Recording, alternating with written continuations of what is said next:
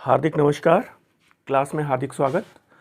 और मुझे उम्मीद है आप मेरी इस ब्रह्मास्त्र सीरीज़ को एंजॉय कर रहे होंगे। और अवतारवाद से जुड़े हुए कुछ महत्वपूर्ण प्रश्नों को मैंने लास्ट लेक्चर में डिस्कस किया है, और आज भी मैं कुछ ऐसे महत्वपूर्ण और चुनिंदा प्रश्नों को लेकर उपस्थित हूँ जिसमें हमेशा डाउट की स्थिति बनी रहती है। छात्र जल्दबाजी में गलत करते हैं। मुझे जानकर यह आश्चर्य हुआ कि कल भी जो अवतारवाद वाली क्लास थी, इसमें भी बहुत सारे सरल प्रश्नों को बहुत सारे छात्रों ने गलत कर दिया। तो आज भी कुछ ऐसे ही प्रश्न हैं, और मुझे उम्मीद है सभी छात्र और छात्राएं क्लास में आ गए होंगे। क्लास में आइए, कॉपी पेन लेकर रेडी हुई है, और हम लोग बिना किसी भूमिका के आज क्वेश्चन नंबर 1 की शुरुआत कर रहे हैं। और एक बढ़िया प्रश्न है, और मुझे उम्मीद है किसी परीक्षा में अभी पूछा भी गया है कि उन पुरातत्वविद का नाम चिन्हित करें जिन्होंने ये बताया कि अयोध्या कोई पौराणिक कथा नहीं थी। ठीक है, अयोध्या और राम का जो संबंध है, तो उन्होंने कहा ये कोई पौराणिक कथा नहीं थी। इसके हमारे पास कुछ पुरातात्विक साक्ष्य भी हैं। 4 ऑप्शन है। ब्रजवासी लाल हैं, SR राव हैं, AL बॉशम और प्रोफेसर VN मिश्रा। तो आपको जवाब देना है, और सभी छात्र और छात्राएं क्लास में पार्टिसिपेट किया करिए। और नए प्रश्न आ रहे हैं, इन प्रश्नों की बड़ी निर्णायक भूमिका है आपकी आगामी परीक्षाओं में। तो अब आप अगर देर कर रहे हैं तो मैं आपको जवाब बताता हूँ। यहाँ पर सही जवाब है ब्रजवासी लाल। सही जवाब है ब्रजवासी लाल। अयोध्या से संबंध है, और सर का अभी कुछ दिन पहले ही निधन हुआ है। तो ब्रजवासी लाल सर ने ही अयोध्या से जुड़े हुए महत्वपूर्ण शोध प्रस्तुत किए। यहाँ पर मैं एक नाम और लेना चाहूँगा। एक बुक जो अद्भुत भारत पूछी गई है, AL बॉशम सर की है, वंडर दैट वॉज इंडिया। ये किताब अक्सर करके पूछी जाती है कि अद्भुत भारत किसकी रचना है। ठीक है, तो ये किताब का नाम भी याद रखिएगा। इंग्लिश में है बेसिकली, उसका हिंदी रूपांतरण मिलता है तो वंडर दैट वॉज इंडिया, अद्भुत भारत। तो ये पुस्तक है AL बॉशम की। मुझे उम्मीद है आप इसे समझ भी रहे होंगे और नोट भी कर रहे होंगे। और अब देख सकते हैं आप क्वेश्चन नंबर 2 आपकी स्क्रीन पर है। प्रश्न ये कह रहा है कि निम्नलिखित में से किसके सिक्कों पर उसकी उपाधि शाही जौबल का अंकन हुआ है। ध्यान रखिएगा, शाही जौबल इंपॉर्टेंट है। अभी कहीं पर पूछा गया है, मुझे लग रहा है शायद ये BPSC में प्रश्न आया है क्या। रिसेंटली ये प्रश्न कहीं ना कहीं आया है। कनिष्क, तोरमांड, मेनांडर या फिर खुशनेबाज, शाही जौबल की उपाधि का संबंध किससे है। तो रिप्लाई करिए। और अगर आप गलती से भी कनिष्क को चुन रहे हैं तो जवाब गलत है, और यहाँ पे सही जवाब है तोरमांड। ठीक है, शाही जौबल की उपाधि का संबंध है तोरमांड के साथ। बिल्कुल इसे अच्छे से याद रखिए। और अगले प्रश्न पे ध्यान दीजिए। क्वेश्चन नंबर 3 आपके सामने है, स्क्रीन पर है। और क्वेश्चन नंबर 3 ये कह रहा है कि ये बताइए गुप्तकालीन ईंट निर्मित भितरगांव का मंदिर कहाँ स्थित है। भितरगांव का मंदिर कहाँ स्थित है। तो 4 ऑप्शन है। सतना मध्य प्रदेश में, कानपुर उत्तर प्रदेश में, एरन मध्य प्रदेश में, या फिर देवगढ़ झांसी उत्तर प्रदेश में। और 4 ऑप्शन है आपके पास, एक जवाब कौन सा देंगे आप, मुझे बताइए। और कन्फ्यूज़न की स्थिति नहीं रहनी चाहिए। और यहाँ पर सही जवाब है कानपुर उत्तर प्रदेश। ईंटों का बना पहला मंदिर, ये ध्यान रखिएगा, भारत में ईंटों का बना पहला मंदिर यही है, कानपुर भितरगांव का मंदिर है। और यहाँ पर एक ऑप्शन आप देख रहे हैं, देवगढ़ झांसी उत्तर प्रदेश में, ललितपुर, और यहाँ का दशावतार मंदिर है। ये भारत का पहला मंदिर है जिसकी छत शिखर युक्त है। ध्यान रखिएगा, गुप्तकालीन मंदिर है। देवगढ़ झांसी का मंदिर, ललितपुर दशावतार मंदिर, ये पहला मंदिर है भारत का जिसकी छत शिखर युक्त है। इतनी बात समझ में आ रही है। ईंटों का बना पहला मंदिर तो कानपुर भितरगांव का मंदिर, और ऐसा मंदिर जिसकी छत पहली बार शिखर युक्त है और जिसमें मंदिर कला की पहली बार उत्तर भारत की विशेषताएं परिलक्षित होती हैं, वो कौन सा मंदिर है? तो वो है देवगढ़ ललितपुर झांसी का दशावतार मंदिर। और अगला प्रश्न आपके सामने आ चुका है, देवताओं के सेनापति। पहले तो आपको ये पता होना चाहिए कि देवताओं के सेनापति कौन हैं। तो सबसे बड़ी बात है, देवताओं के सेनापति भगवान शिव के पुत्र कार्तिकेय हैं। वो कह रहे हैं किस एक नाम से चिन्हित नहीं किए जाते, मतलब उनमें 3 नाम उनके हैं और एक नाम ऐसा है जो उनको संदर्भित नहीं करता है। तो ऑप्शन आपके पास सामने है, स्कंद है, कुमार है, षणमुख है और वीणापाणी। गलत जवाब तो नहीं देंगे आप, मुझे बताइए, और गलत मत करिए। और यहाँ पर सही जवाब है वीणापाणी। वीणापाणी नाम से वो संदर्भित नहीं किए जाते हैं। कार्तिकेय, भगवान कार्तिकेय स्कंद के नाम से संबोधित किए जाते हैं, कुमार और षणमुख। एक प्रश्न यहाँ पर और भी है, षणमुख या फिर ऐसा प्रश्न आया है षडानन। षडानन मतलब 6 मुख वाले। षडानन, कमलासीन, कमल परासीन। कार्तिकेय भगवान का चित्रांकन किसके सिक्कों पर हुआ है? प्लीज बताइए, बताएंगे आप मुझे? षडानन, कमलासीन, कार्तिकेय भगवान का चित्रांकन किनके सिक्कों पे है? तो आप ध्यान रखिएगा, यौधेय गणराज्य के सिक्कों पर है। ठीक है, यौधेय गणराज्य के सिक्कों पर, यौधेय गणराज्य के सिक्कों पर षडानन भगवान कार्तिकेय का चित्रांकन हुआ है। कई प्रश्न मिल रहे हैं आपको एक साथ एक ही प्रश्न में, तो आप, मुझे उम्मीद है, नोट करिए और सभी छात्र और छात्राएं रिप्लाई करिए। कम से कम कमेंट बॉक्स में ये ज़रूर बताया करिए कि आपको मेरी क्लास कैसी लग रही है, इस क्लास से आपको कितनी मदद मिली, और जितने प्रश्न मैंने आपसे डिस्कस किए इन प्रश्नों में आपने कितने प्रश्न एग्जैक्टली सही किए, है ना। तो इससे ये पता चलता है कि जो गलतियां सामान्य हो रही हैं वो भविष्य में सुधर जाएं। वो कह रहे हैं कि निम्नलिखित में से किस शासक की स्वर्ण मुद्राएं प्राप्त नहीं होती हैं? 4 ऑप्शन हैं, मेनांडर है, कुमारगुप्त प्रथम है, विमा कटफिसेस है और रामगुप्त है। तो यहाँ पर आपने बिल्कुल आसानी से जवाब चुन लेना है और सही जवाब है रामगुप्त। रामगुप्त की स्वर्ण मुद्राएं नहीं मिलती हैं। अब यहाँ पर मैं कुछ और आपको जवाब देता हूँ। मेनांडर, हिंद यवन शासक मेनांडर। भारत में सर्वप्रथम स्वर्ण सिक्के जारी करने वाला शासक कौन है? तो मेनांडर है। भारत में सर्वप्रथम स्वर्ण सिक्के, भारत में सर्वप्रथम स्वर्ण सिक्के किसने जारी किए? तो ये मेनांडर है। ठीक है, कहते हैं कुषाण वंश में सर्वप्रथम स्वर्ण सिक्के किसने जारी किए? तो कुषाण वंश में विमा कटफिसेस है, ध्यान रखिएगा। और गुप्त वंश का शासक रामगुप्त, जिसके स्वर्ण सिक्के हमारे पास उपलब्ध नहीं होते हैं। क्लियर हो गई बात? आगे बढ़ें, नेक्स्ट क्वेश्चन पे ध्यान दीजिए। क्वेश्चन नंबर 6 आपके सामने आ रहा है और प्रश्न बहुत शानदार हैं। मुझे उम्मीद है इस प्रश्न का जवाब कहीं आप गलत ना दे दें। दक्षिणापथ का ईश्वर किसे कहा गया है? किस शासक को दक्षिणापथ का ईश्वर कहा गया है? 4 ऑप्शन है, कृष्ण प्रथम, कृष्ण द्वितीय, कृष्ण तृतीय और अमोघ वर्ष। तो बताइए मुझे, किस शासक को दक्षिणापथ का ईश्वर कहा गया है? गलत कर देंगे तो गड़बड़ हो सकती है, और अगर गलती से भी आप कृष्ण प्रथम को चुन रहे हैं तो जवाब गलत है। और यहाँ पर सही जवाब है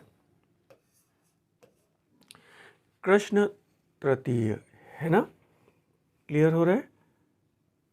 कोई गलती तो नहीं हो रही है, इसको ध्यान रखिएगा। ठीक है, आगे हम लोग क्वेश्चन नंबर 7 को देख लेते हैं जल्दी से। और ये प्रश्न तो पहले ही लिख दे रहा हूँ, कई बार पूछा गया है। और अभी तक छात्र इस प्रश्न का जवाब गलत देते हैं। तो मैं चाहता हूँ पहले इस प्रश्न को आप बहुत सहूलियत और बहुत आराम से पढ़िए और फिर जवाब दीजिए। वह स्थल कौन सा है दक्षिण भारत का जहाँ रोमन सम्राट क्लॉडियस का एक तांबे का सिक्का मिलता है? पहली बात तो ये है, तांबे का सिक्का मिलता है और तथा भारी संख्या में रोमन सिक्के प्राप्त होते हैं। वो स्थल कौन सा है? पुहार है, करूर, वांजी या फिर अरिकामेडु, पोडुके या फिर फाइनली मोजेरिस। और आपको जवाब देना है, जवाब दीजिए और सभी लोग जवाब दीजिए। जैसा कि मैं देख रहा हूँ आप गलत जवाब आ रहे हैं और अधिकांश छात्रों ने अरिकामेडु को चुना है। गलत है ये जवाब। और यहाँ पर सही जवाब है करूर वांजी। ध्यान रखिएगा, क्लॉडियस का तांबे का सिक्का मिलता है और रोमन सिक्के मिलते हैं। अरिकामेडु ये कहा जाता है कि रोमन बस्ती कहाँ से मिलती है, तो रोमन बस्ती और रोमन सिक्कों में तो फ़र्क है भाई। और ये प्रश्न कई बार परीक्षाओं में आया, नेट में आया है, इसके बाद अलग अलग स्टेट लेवल की परीक्षाओं में पूछा गया है। और ये सब प्रश्न आपकी संज्ञान में, आपकी जानकारी में होने चाहिए। तो आई थिंक इस प्रश्न को भी गलत किया है अगर आपने, तो बेहतर ढंग से इसको आप नोट कर लीजिएगा। इसका स्क्रीनशॉट भी ले सकते हैं आप। और ये देखो, बहुत बढ़िया, क्या बात है। इस प्रश्न में गलत जवाब मत देना आप। हर्ष के समकालीन चीन के शासक ताइसुंग। तो एक खास बात ये पता चल रही है कि हर्ष का समकालीन चीन का शासक कौन था, तो वो है ताइसुंग। ये क्लियर हुआ? के द्वारा भेजे गए चीनी राजदूत मंडल में कौन सा एक शामिल नहीं है? इसका मतलब ये है कि 3 राजदूत मंडल हर्ष के दरबार में आए हैं और वो ताइसुंग ने भेजा है। तो वो कौन सा एक शामिल नहीं है? ली पियो के नेतृत्व वाला, या फिर युआन चुआंग, या फिर वांग वेनेत्सी, या फिर लियांग हुइकिंग। और मुझे उम्मीद है इस प्रश्न का जवाब तो आप सही देंगे। और अगर गलत दे रहे हैं और गलती से भी आपने कुछ और चुना है तो मैं आपको यहाँ बता दूँ, सही जवाब है युआन चुआंग। युआन चुआंग मतलब ह्वेनसांग। युआन चुआंग को ही ह्वेनसांग कहा गया है। अब एक बड़ी बात आती है, ये आप समझ लीजिए और जान भी लीजिए किसी भी दशा में, कि ये 3 दूत मंडल लियांग हुइकिंग, वांग वेनेत्सी और लियपिओ 1, 2, 3, ये 3 दूत मंडल ताइसुंग ने भेजे थे सांग के दरबार में। और ह्वेनसांग एक चीनी यात्री था। ये यात्री था, राजदूत नहीं था। ये यात्री था, ध्यान रखिएगा, राजदूत नहीं था। और इसे ताइसुंग ने भेजा नहीं था, बल्कि ये अपने सम्राट की आज्ञा न लेकर छुप कर भारत आया था। यद्यपि कि बाद में जब ये भारत लौटा तब इसका काफ़ी स्वागत हुआ चीन में। लेकिन आपको ध्यान रखना चाहिए, राजदूत और यात्रियों में फ़र्क है। भारत में ये 3 राजदूत मंडल आए हैं चाइना से। मैं आपको ये बता दूं, फायान हो, इत्सिंग हो, ह्वेनसांग या युआन चुआंग हो, चाओ जुकुआ हो, ये सब यात्री थे, किसी भी दशा में राजदूत नहीं थे। तो इस प्रश्न का जवाब भी आपने गलत ही दिया, ये दुर्भाग्यपूर्ण है।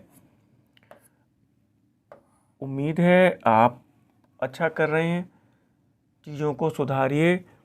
मेरे पास ऐसे आते हैं रिप्लाई करने के लिए कि सर मेरी स्कोरिंग बढ़ नहीं पा रही है, सर तैयारी ठीक नहीं हो पा रही है। तो मैं हमेशा आपसे ये कहता हूँ कि अपने अध्ययन में निरर्थक तथ्यों के संकलन को हटाइए। गाइडों को पढ़िए मत। गाइडों में इतने सारे निरर्थक तथ्य आपको बिना किसी प्रमाण के ठूस ठूस के भर दिए जाते हैं और आप उसे कूड़े कचरे को दिमाग में भरने की कोशिश करते हैं। और यही कारण होता है कि आपके सरल प्रश्न भी गलत होते हैं। ये सुधारना पड़ेगा। सिलेक्शन लेना है तो गलत प्रश्नों की जो सरल प्रश्नों की जो गलत श्रृंखला चल रही है उसको आपको कम करना होगा। पढ़िए आप खारवेल के हाथी गुम्फा अभिलेख में लिखित पिथुंड नगर की पहचान। पिथुंड नगर की पहचान। किस आधुनिक नगर से की गई है? मद्रास, उड़ीसा, पौंडीचेरी या फिर कांची? जवाब दीजिए। मद्रास, उड़ीसा, पौंडीचेरी या फिर कांची। और अगर आप उड़ीसा चुन रहे हैं तो यहाँ पर फिर गलती कर रहे हैं और सही जवाब है मद्रास। ठीक है, सही जवाब है मद्रास। क्लियर?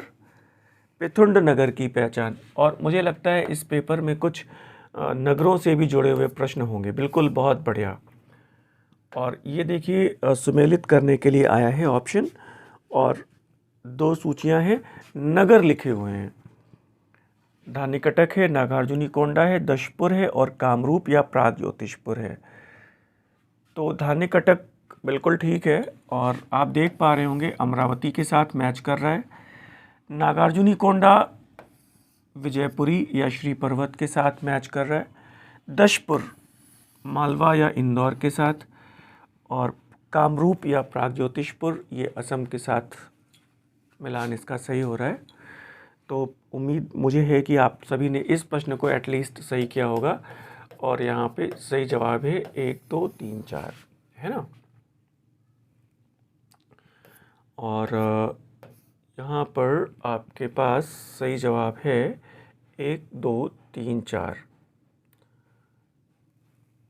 तदनुसार विकल्प ए सही है। क्लियर हुआ? आगे बढ़ें। और मुझे उम्मीद है इन प्रश्नों में से, इन सिंगल लाइनर प्रश्नों में से आपको कुछ न कुछ प्रश्न आगामी परीक्षाओं में हो सकता है मिल जाएं। फिर देखिए, काकनाड बोध किसे कहा गया है? तो ये भी ध्यान दीजिएगा, काकनाड बोध सांची को कहा गया है, हमेशा पूछा गया है। मैंने ऐसे कुछ चुनिंदा प्रश्नों को एक साथ कंपाइल किया है। और चलिए, मैं आपको यहाँ पर बहुत ज़्यादा समय नहीं लूँगा और बता देता हूँ कि विकल्प भी मैंने सामने सामने ही रखे हैं। धौली के लिए तोसली आया है, जौगढ़ के लिए समापा आया है, और वेणाकटक या गोवर्धन के लिए नासिक आया है। ठीक है, और तदनुसार यहाँ भी विकल्प 1 2 3 4 सही है, और तदनुसार विकल्प ए 1 2 3 4 ठीक है। तो अगले क्वेश्चन पे जाते हैं हम लोग, और क्वेश्चन नंबर 12 आपके सामने है। और ये क्वेश्चन ये कह रहा है कि अशोक के अभिलेखों में श्रीलंका के लिए कौन सा एक शब्द आया है? ठीक है, अशोक के अभिलेखों में श्रीलंका के लिए कौन सा एक शब्द आया है, मुझे बताएंगे आप? 4 ऑप्शन है, सिंघल द्वीप, ईल मंडलम, ताम्रपर्णी और यवन द्वीप। मुझे बताइए। और फिर आपने गलती की है कुछ लोगों ने, और सही जवाब है ताम्रपर्णी। सिंघल द्वीप कभी भी नहीं। अशोक के अभिलेखों में श्रीलंका के लिए ताम्रपर्णी शब्द यूज़ हुआ है। श्रीलंका के लिए चोल अभिलेखों में ईल मंडलम शब्द यूज़ हुआ है। ठीक है, चोल अभिलेखों में श्रीलंका के लिए ईल मंडलम शब्द यूज़ हुआ है। एक बात, अशोक के लिए ऐसा कहा गया है कि उसने अपने पुत्र महेंद्र को और पुत्री संघमित्रा को, ऐसे कहा गया, भिक्खु महिंद और भिक्खुणी संघमित्रा। ताम्रलिप्ति बंदरगाह, ताम्रलिप्ति बंदरगाह मतलब पश्चिम बंगाल। ताम्रलिप्ति बंदरगाह से ध्यान रखिएगा, ताम्रपर्णी गए। ठीक है, तो ताम्रपर्णी यानी श्रीलंका। क्लियर हो रहा है? जल्दबाजी में आप लोग श्रीलंका को सिंगल द्वीप लगाएंगे, गलत हो जाएगा। अशोक के अभिलेखों में ताम्रपर्णी है। क्लियर?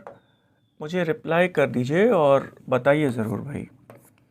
और अभी भी अगर आपको ये लगता है कि आपकी स्पीड और आपकी एक्यूरेसी बढ़ नहीं रही है, तो आप हमारे साथ एक टेस्ट सीरीज़ ज्वाइन कर सकते हैं। एक ऑनलाइन अलग टेस्ट सीरीज़ चल रही है, 125 प्रश्नों की एक टेस्ट सीरीज़ हमारे साथ चल रही है, जिसमें एंशिएंट मेडिवल मॉडर्न के बराबर प्रश्न होते हैं। लगभग एक पेपर में 125 प्रश्न होते हैं, और ये 20-20 प्रश्न पत्रों का पैकेज आपको उपलब्ध होता है, यानी कि एक पैकेज में आप 20x125 इतने क्वेश्चंस आपको मिलते हैं। हर एक प्रश्न पत्र में 125 प्रश्न हैं। 20 प्रश्न पत्रों का न्यूनतम पैकेज उपलब्ध होता है। स्क्रीन पर दिए गए नंबरों से आप संपर्क करके मुझे आप कांटेक्ट कर सकते हैं, इसके बारे में और जानकारी प्राप्त कर सकते हैं। ठीक है, और आइए अब इस प्रश्न को देख लेते हैं जो आपके सामने स्क्रीन पर है। और ये प्रश्न ये कह रहा है, वैदिक काल का है, किस देवता का रथ क्रमशः गधे और बकरे खींचते थे। ध्यान रखिएगा, किस वैदिक देवता का रथ क्रमशः गधे और बकरे खींचते थे। दो प्रश्न एक साथ मैंने लगा दिए हैं इसमें, पूषण और अश्विन देव, या फिर अश्विन देव एवं पूषण, या फिर पूषण एवं मरुत, या फिर रुद्र एवं पूषण। अब आप देख पा रहे हैं और समझ पा रहे हैं, जवाब दीजिए सब लोग और ध्यान दीजिए। कुछ लोगों ने सही जवाब दिया है और इसमें जवाब है अश्विन देव एवं पूषण, यानी कि अश्विन देवों का रथ गधे खींचते हैं और पूषण का रथ बकरे खींचते हैं। कुछ विशेष बात मैं बता दूं, देवताओं के चिकित्सक हैं अश्विन देव। देवताओं के चिकित्सक, ये प्रश्न भी है कि देवताओं का चिकित्सक कौन है, तो देवताओं के चिकित्सक हैं अश्विन देव। पूषण, ध्यान रखिएगा, ऋग्वैदिक काल में पशुओं के देवता थे। पूषण ऋग्वैदिक काल में पशुओं के देवता थे। ठीक है, जो भटके हुए पशुओं को रास्ता दिखाते थे, एक इम्पॉर्टेंट बात यह है। और उत्तर वैदिक काल में, ध्यान रखिएगा, लेटर वैदिक पीरियड में शूद्र वर्ण के देवता हो गए। उत्तर वैदिक काल में पूषण को शूद्रों का देवता मान लिया गया, ये एक बड़ी बात है। तो सो फार एज आई थिंक इसमें भी आपको 3-4 प्रश्न मिल रहे हैं। और आइए हम लोग देखते हैं क्वेश्चन नंबर 14। और सामान्य प्रश्न है, बंगाल के किस नवाब ने बंगाल की राजधानी ढाका से मुर्शिदाबाद स्थानांतरित कर दी। मीर कासिम, मुर्शीद कुली खान, सिराजुद्दौला, मीर जाफ़र। बंगाल के किस नवाब ने बंगाल की राजधानी ढाका से मुर्शिदाबाद स्थानांतरित कर दी। मीर कासिम, मुर्शीद कुली खान, सिराजुद्दौला या फिर मीर जाफ़र, मुझे बताइए। और जल्दबाजी आपने करी और जवाब दिया मीर कासिम, तो जवाब गलत है, मुर्शीद कुली खान। आप कहेंगे अरे सर, प्रश्न को दोबारा से पढ़िए। ढाका से मुर्शिदाबाद लेकर आए मुर्शीद कुली खान।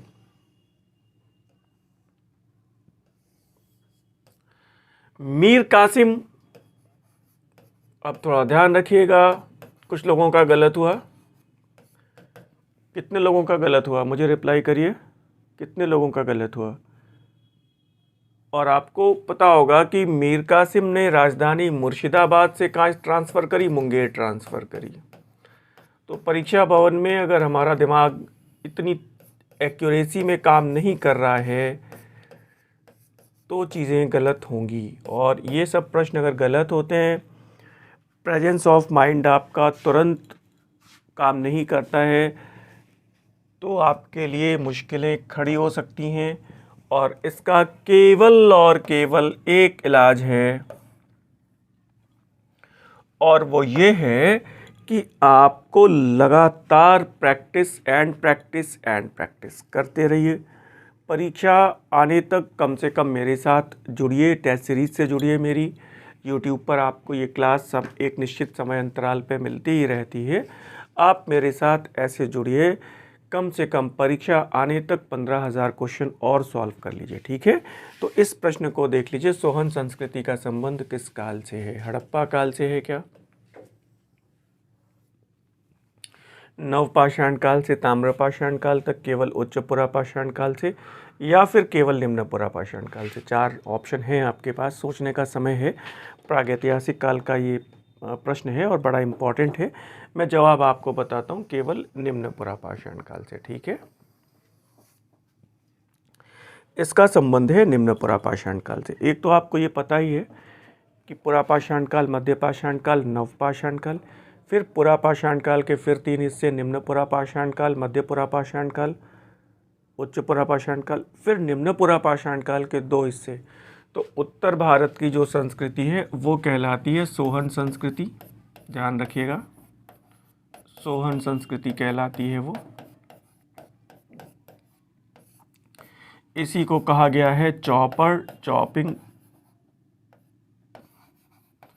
Payable culture. याद आया?